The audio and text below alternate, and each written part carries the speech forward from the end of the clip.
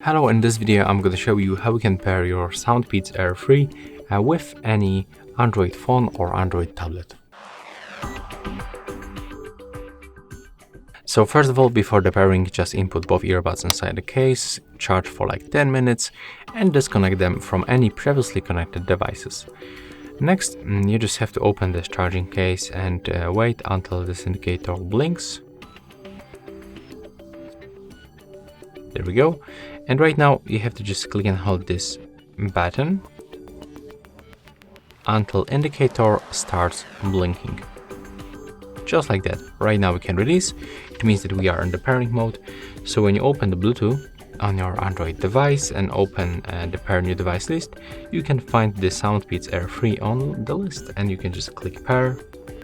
And as you can see, we are successfully connected. And that's all for this video. Hope you like it.